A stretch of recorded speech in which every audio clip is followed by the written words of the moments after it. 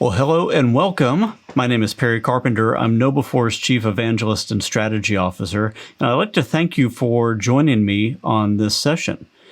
What I'd like to do today is really start us off with the thought of taking a surface level approach at why we as humans fall for the things that we do. What puts us at risk, and what are the tactics and protocols that will make us do things and think things and act in ways that we never thought possible, and in fact, they go against much of the training that we've received. And so we're going to talk about really how our thoughts and our actions can be hacked and hijacked. This goes back to really the fundamentals of human nature. To be human is to deceive and to be deceived. We're very good at deceiving others and making them believe things that we want them to believe and act in ways that we want them to act. But the sad truth is we're also very bad at detecting when we ourselves are entrapped in the snare of deception. So here's what we're going to get into today. We'll first talk about how and if we are wired for deception. We'll talk about how our minds can be hacked and hijacked. And then we'll talk about some of the current things that we should be on the lookout for. So, are we wired for deception? I really believe that deception is fundamental to humanity, that it is ingrained in our nature. And from our earliest age, we are deceiving others, and we come by it naturally. If you are a parent, or if you can remember far enough back in your own childhood, I want you to flash back to a time when maybe you or your child was going through something a little bit, awkward, first time learning behavior like brushing your teeth. And if you can remember, this seems to be a universal experience that I hear from parents, is they're trying to teach their child to brush their teeth. The child doesn't like the new movements. They don't like the schedule interruption, all of that kind of stuff. It's uncomfortable and it's inconvenient. And so what tends to happen is the parent will say, hey, go brush your teeth. And the child at some point will decide that they don't want to do that, but they want to look complicit with the request to brush their teeth. So they'll go in the bathroom, they'll close the door for a couple minutes, and then they'll come out and say that they brushed their teeth. And of course, a parent knows better and will go verify. And so they'll say, hey, little Johnny or little Jenny, I realized you didn't brush your teeth. And then maybe you give it away. You'll say, I realized it because you didn't, I went and I looked at your toothbrush and I realized it wasn't wet. And so now, as a crafty little child, you've also learned something else. Not only can you say that you did something that you didn't do, but you need to build a plausible case for that. And in this case, it's, at least running the toothbrush under water. You flash forward a few more years, and you're learning also things like deception is part of the social fabric of society. And so maybe your parents are asking you to go to a family reunion or an event that you don't want to go to. You'd rather stay home and play games or go see your friends. But no, they say, you need to come to this, and we want you to at least act like you enjoy it and act like you, are happy to go see crazy Uncle Bob at this family reunion. And they'll say things like, I don't care what you feel. You'll smile. You'll say, I'm really glad to see you. And you'll shake crazy Uncle Bob's hand. And so now you're learning as a child that in order to get along in polite society, you need to say things that you don't believe, and you need to put on a mask of social acceptance. And then you flash forward a few more years, to where it's even more sophisticated, and a friend or a significant other asks that magic question of, do these jeans make my butt look fat?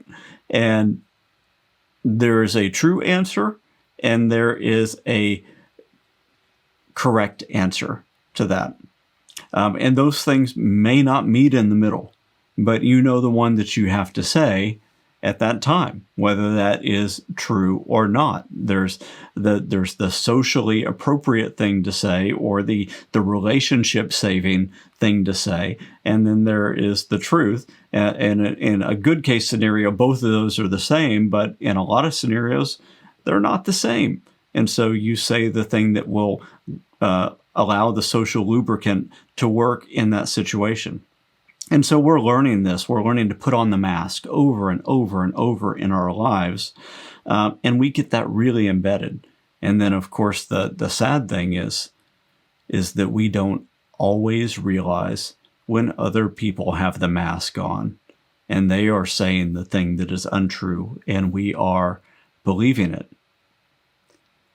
And the sadder thing is that many con artists and cyber criminals, of course, take advantage of this and swindle us out of money or make us click on things that we shouldn't click on, or worse.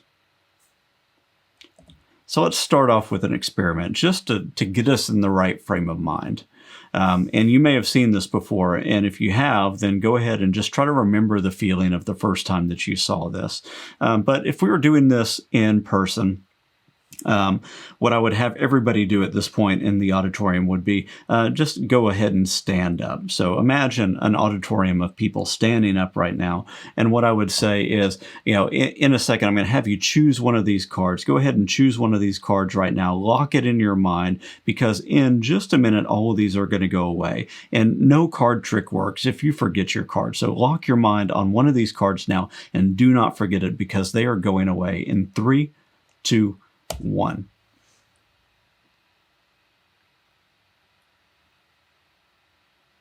And then I'd say, now, if your card is no longer there, go ahead and sit down. And without fail, every time I've done this, everybody in the audience, except for maybe 1 or 2 people, sits down, and it's like a reverse wave that goes through the audience. And there are lots of times little gasps. People are saying, how did this person psychologically push me into choosing the card that he wanted me to pick? Or how did he predict the card that I would pick? How was that set up? So here's how this is set up. This is the row of cards that I started with. You'll see King of Hearts, King of Spades, Queen of Hearts, Jack of Diamonds, Jack of Clubs, and Queen of Spades. And then this is the row of cards that we ended with. And what I want you to do is just take a second and compare those 2 rows of cards. And what you'll see is, yeah, those are actually 2 completely different sets of cards. But what I did is I rushed you through the process so that you would most likely not notice the fact that all of those are different, because you are just focused on that one card that you have to remember. And I forced you into a condition called change blindness. And this works because our mind's job is to filter and interpret and present this thing that we call reality. So for you, if you've never seen this trick before, reality felt like I had either pushed you into selecting the card that I wanted you to pick, or I had predicted the card that everybody would pick. And that is because you ignored all of the other cards other than the one card that you had decided to lock into your mind. And so all of those other cards became something that were not memorable to you. They did not matter at all, and you could not recall them.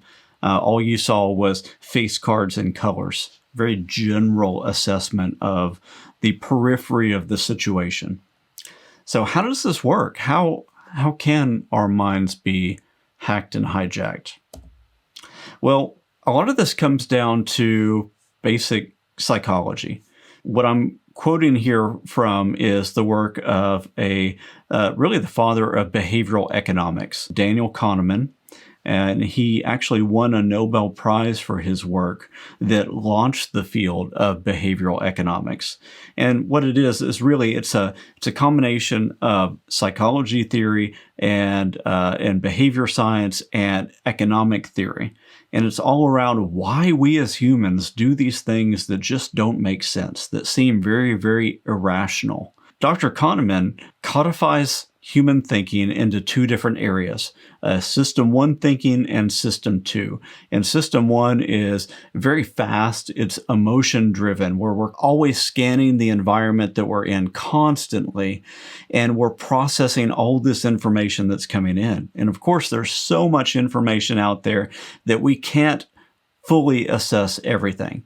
And so our mind has developed shortcuts. It's developed algorithms, or what we would call heuristics, to process all of that and to make very quick snap judgments about what needs to happen or what that stimulus means. And this is great because it's very fast, it doesn't take much effort, and it's right a lot of the time. But you'll notice that I said it's right a lot of the time. It is error prone. It's not right 100% of the time, and it's wrong enough to be significant. And if any of you have ever read an email once and came to one conclusion and then read it again like 20 minutes later after you've had a conversation or just thought about something different, or maybe read something else or realized that you missed a word and you come to a completely different conclusion, you'll realize you were a victim of system one thinking. You came to a wrong conclusion because you just jumped past all of your logical faculties and realized that you had processed something wrong. System two, on the other hand, is much slower, but it takes a lot more effort. We don't like it. It feels kind of like running through mud a lot of times. And it's really, really reliable, though. I mean, that's the good thing about System 2, but you do have to intend to be in System 2 to get there. System 1 governs about 95% of the thought and behavior that we engage in on a day-to-day basis. And so it is in charge most of the time. And getting into System 2 is something that, again, it takes time, it takes effort, we don't like it, and our minds naturally don't like it either. And so it's really, really easy for a cyber attacker or a scam artist to push us into System 1 or to keep us out of System 2, and sometimes even to let us believe that we're in System 2 while keeping us into System 1. Now, System 1 is one of the main reasons, actually the main reason, that we have all of these biases. Because again, we're always constantly filtering and interpreting this thing that we call reality. And what that has done is it's created all of these different ways that we can be wrong, that the way we process information is biased towards certain things. And so I would encourage you to go ahead and if you've never done a study in cognitive bias, just open Google at some point today and look up all the different types of biases that are out there.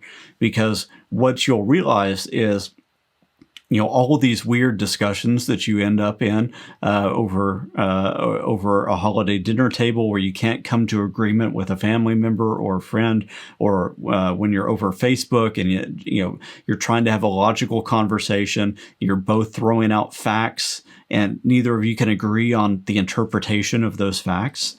Well, that's really because of this thing that we call worldviews, and worldviews are defined by cognitive bias. The way that we perceive information, the way that we categorize that information. And it's all based on this System 1 thinking, this heuristic-driven thinking, and the assumptions that are behind the way that we process the information that we receive.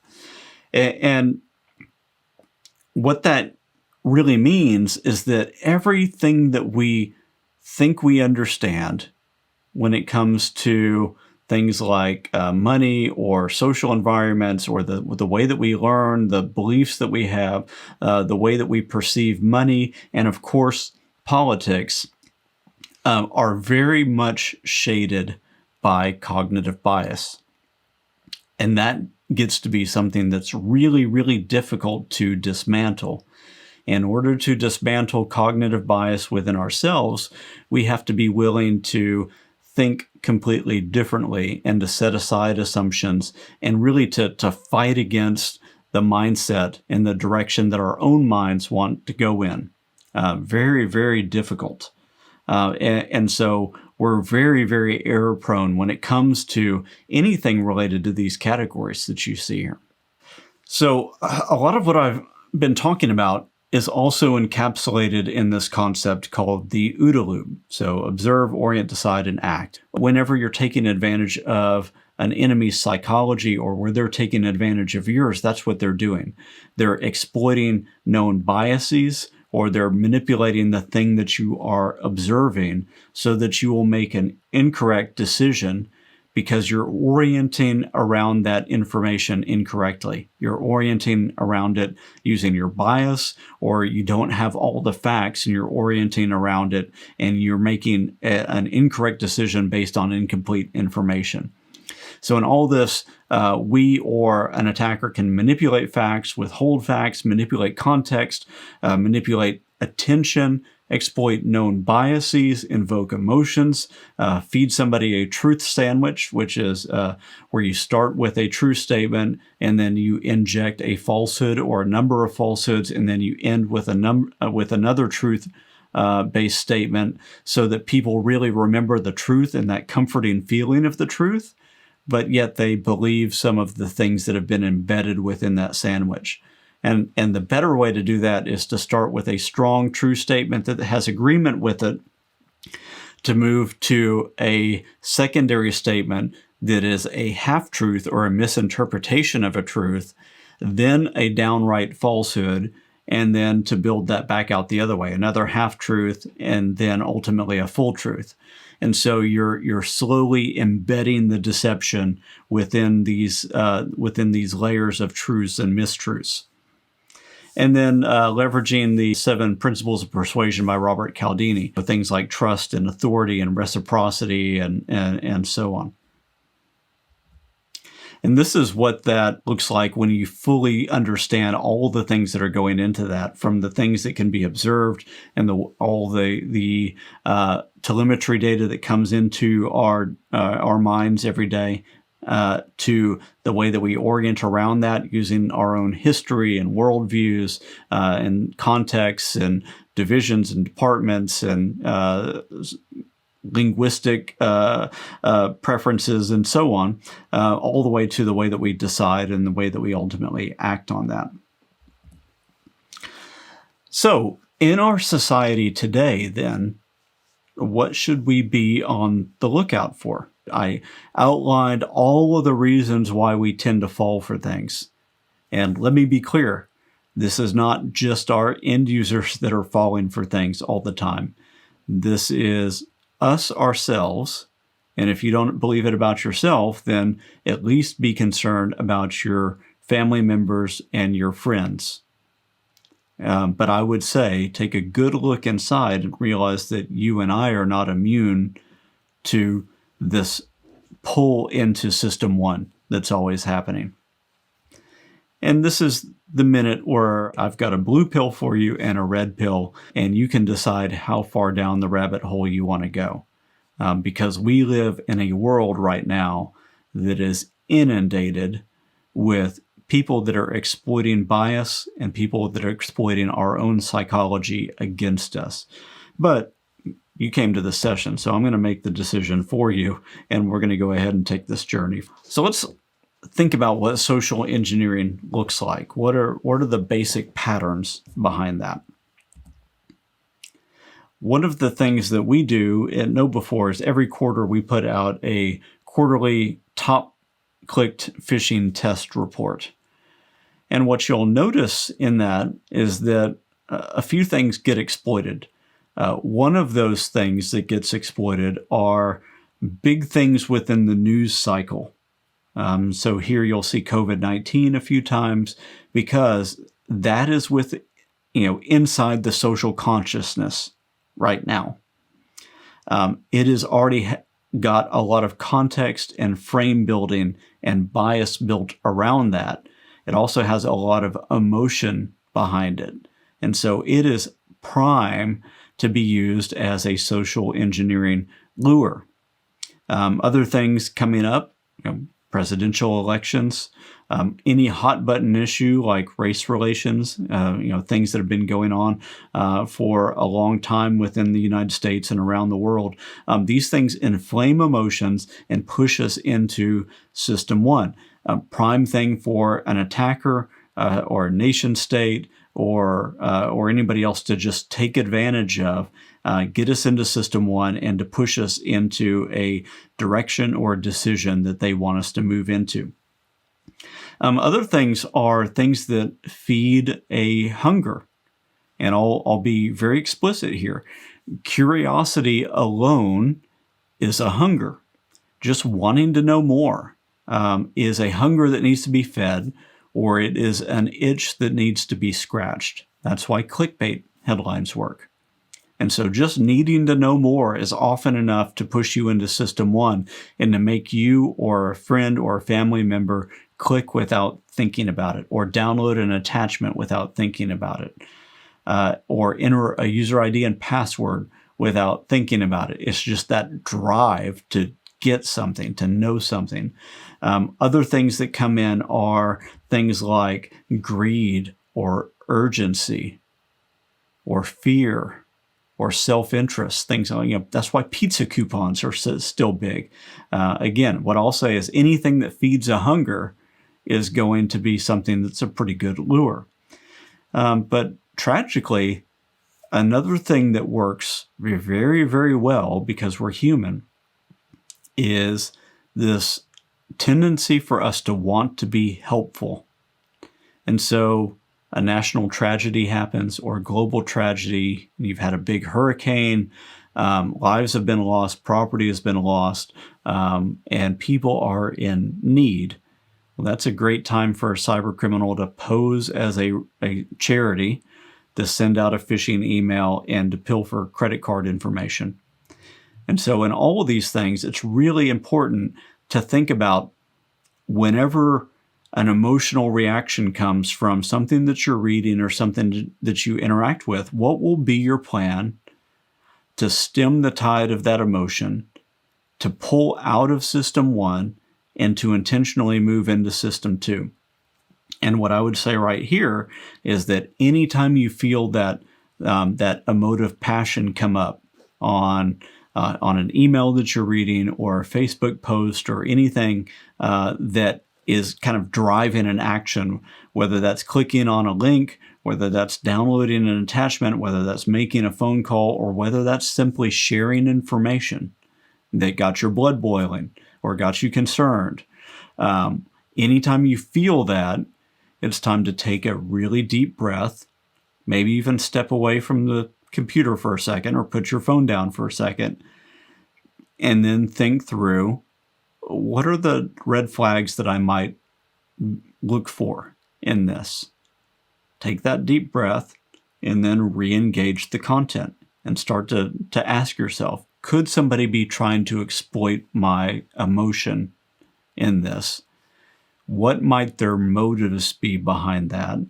And what might they want me to do with this? And once you start parsing through those things, then it gets to be interesting because it's a puzzle to be solved. And yeah, you might have that visceral feeling still for a little bit, but your enemy can start to be something different. It can be the person that's trying to take advantage of you by making you think or feel or do that thing.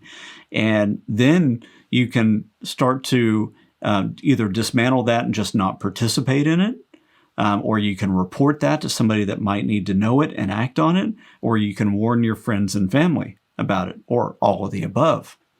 And so thinking through before you engage with something like that, how you should intentionally enter System 2 is really important. Otherwise, we are blind slaves to System 1. And so I think that we have to set a standard for ourselves right now to not be System 1 puppets. And then the other thing that I'll say is that if we feel ourselves actually do that, if we realize that we've shared something that we shouldn't share, or that we've clicked on something that we shouldn't click on, we need to not let shame or pride control us.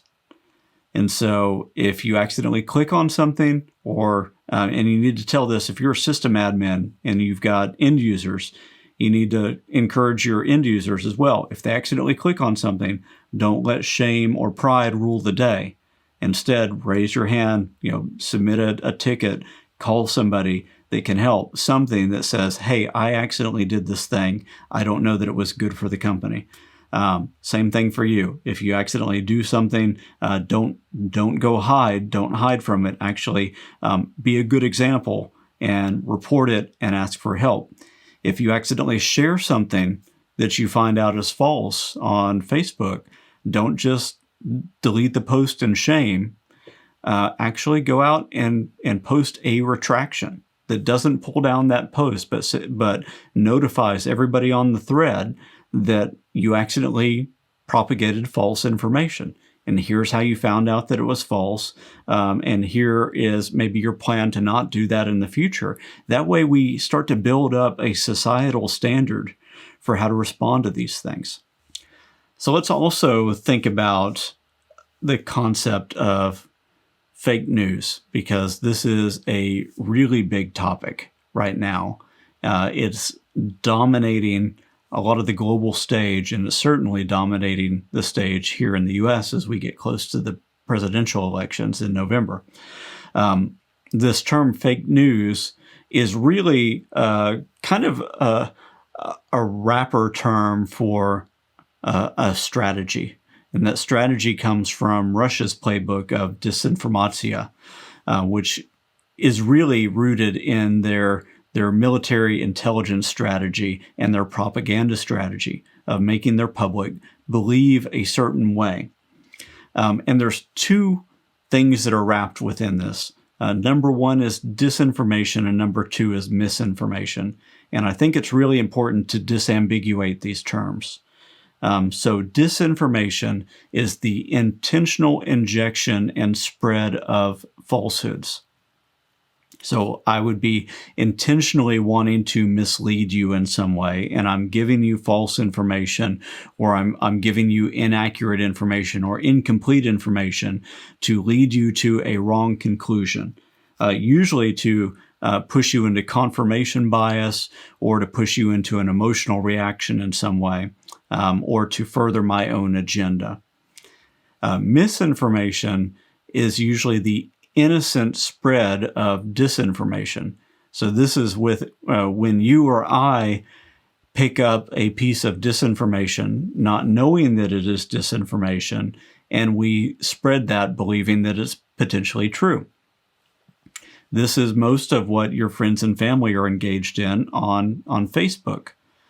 And this is really, really dangerous because, of course, the spread of misinformation is the amplification of disinformation, which is furthering the attacker or the hostile nation state's goals. Let me go ahead and define a couple other terms for us. Astroturfing, as we get close to the U.S. election, is a term that you may need to be familiar with.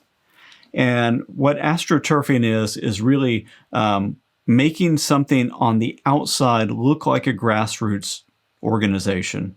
And it may actually grow into a kind of a real pseudo grassroots information organization with lots of people on the ground in a certain area with a certain belief system and cause, pulling together and moving forward with that.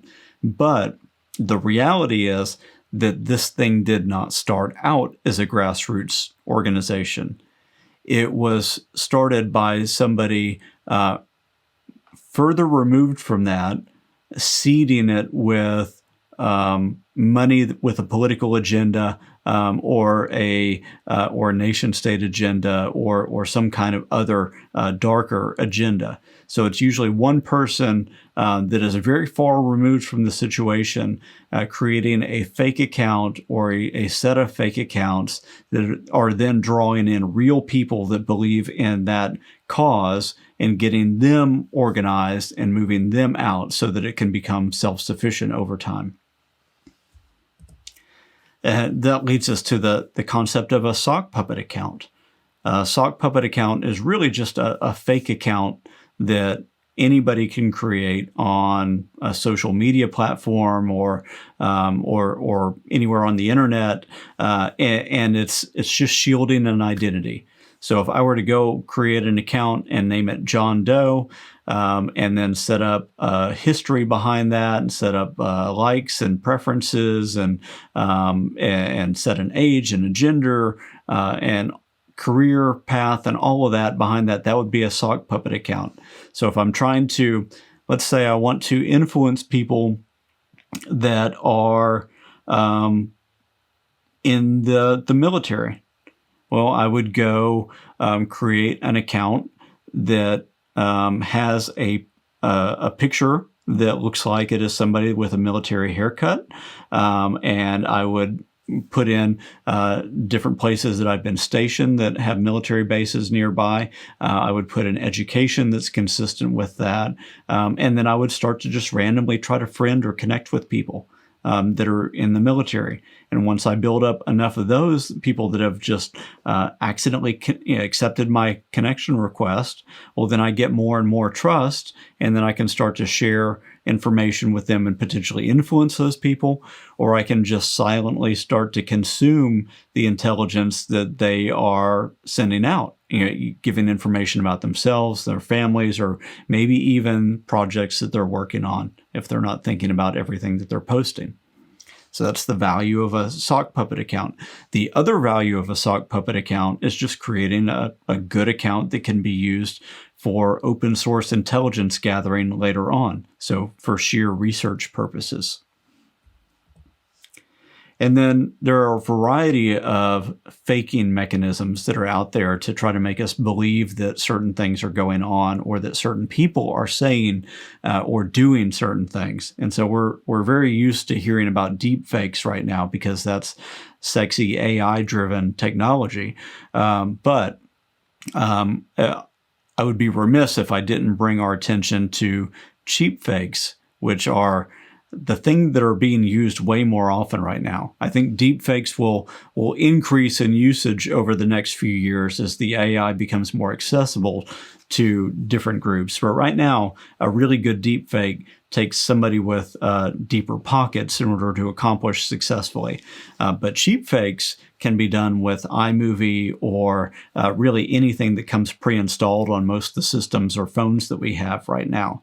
And what you'll see with cheap fakes is it's usually slowing down footage, speeding up footage, removing frames, or replacing sound, or splicing something out of context. So it's taking advantage of that OODA loop to where we're orienting around information, or we're confirming a bias because the context is wrong. And then some of the things that fuel the advances in deepfakes are these things called generative adversarial networks, which is really where you've got two AIs or multiple AIs that are competing for a better result in how they're generating something. And that's how they learn. They learn through essentially gamifying systems against themselves. And the better algorithm wins, and then you build a new generation off of that. And then, of course, audio fakes are getting easier and easier as well. Here are a few examples. I don't have time to go into a lot of these, but what you'll see is some examples of deep fakes. You'll see some examples of election manipulation, voter suppression. You'll also see some examples of cheap fakes, which is like the Nancy Pelosi video. And then also, here's an example of some AI-created models that can be used for advertising. And AI-generated pictures like these are perfect for use when creating a sock puppet account. So it's really, really easy to create fake accounts right now. It's easy to create doctored videos. And the truth of the matter is even if I'm making a meme, sometimes the rattier the meme looks, the less sophisticated it looks, the more people believe it.